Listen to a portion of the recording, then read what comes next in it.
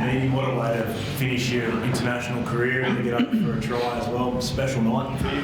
Thanks, mate. Yeah, no, it's been a special week. I think Coach Stan and the coaching staff and all the players, they've really made a special week for me and my family. And to top it off with a win is a huge bonus. What has it meant to you to wear that jersey for, I think, 14 years now?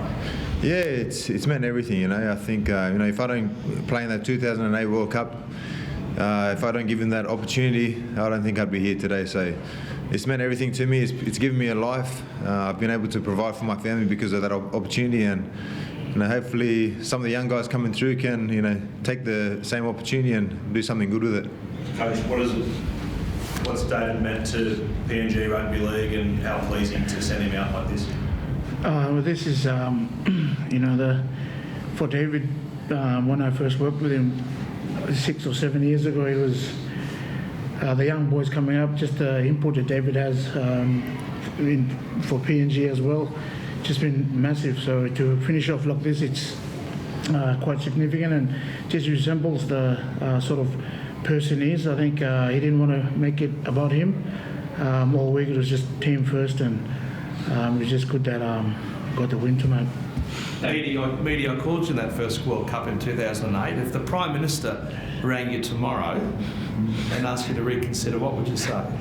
I've made my decision and I'm firm with it. First of all, I would appreciate the call, but there's a lot of young guys coming through, and there's so much talent that can be seen at the world stage, and I think it would be very beneficial for them and the country for them to take that opportunity. I was given that chance at 19 years old, so I'd really hope for one of these young guys to take that as well.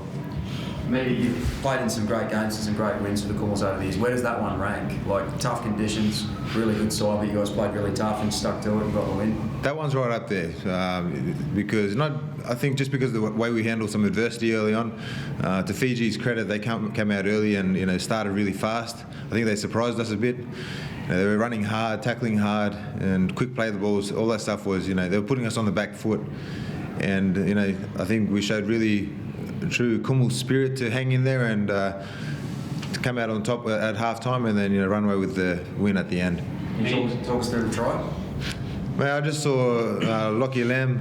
He called for the ball. He wanted it. He saw a little bit of space, and I thought, push up in support on the inside, and something might happen. So I'm just glad that he passed me the ball, and I was able to score a try on the back of it. Mead, how special is it to be able to get the win there in front of your family who flew down from Brisbane to watch? Oh, it's so special. I think obviously always winning is nice, but even if we lost, just the week itself has been really good. Coach Stan and the staff and the players, they've made it really special for me. They got my wife and son to come present my jersey to me, which meant everything to me. So that was nice in itself. And if we lost tonight, I'd still go home a winner. I think you said during the week that the emotion might not hit you kind of till you were out there on game day. Was that the case? Yeah, it was. I try not to think about it too much because I didn't want to tire myself out before the game. But now that all the adrenaline's settled, hopefully I can keep it together in the dressing sheds when we get back in there. So how important is it when you've got, obviously it's difficult to build a team in a very short amount of time, but when you've got so many players who come from the same group in the Hunters, it seemed to really pay off in terms of, especially defensively. Yeah, it did tonight. We haven't been going that well up in the Hunters, but you can just see the step up as soon as they wear the jersey and connect with the likes of Mead and Alex and Justin. I think they really did that, and defensively, as you said, it really stepped up for the 80 minutes. You must be a bit worried then, because there's another team coming into the NRL next year, and they must be looking at some of those players who are already spend a lot of time in that part of the world, going, why don't we have a look at Nixon Putt and Mackenzie Lay? Yeah, well, it's not really worried, but probably if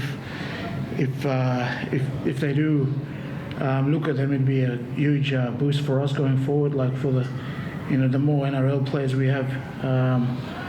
Or playing at a higher level, it's better for us. So. Stan, what about you tonight? Childhood dream to coach the Quibbles. I know we spoke about a couple of weeks ago, thinking about the Wagambi family, in those early days to more recent times. A huge thrill for you, a dream come true?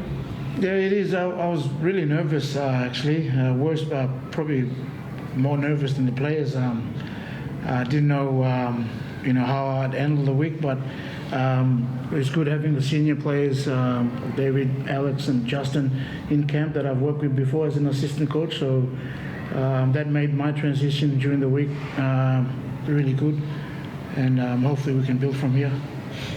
Stan, does a win like that get you excited for the World Cup at the end of the year? Yeah, it does.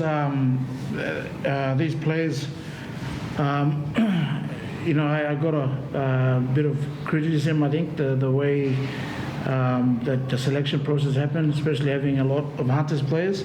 And I think they played well tonight to put that to bed, and they'll improve from this going to the World Cup. Thanks. Thanks, guys. Thank you. Congrats, Sarge. Yeah. Thank you.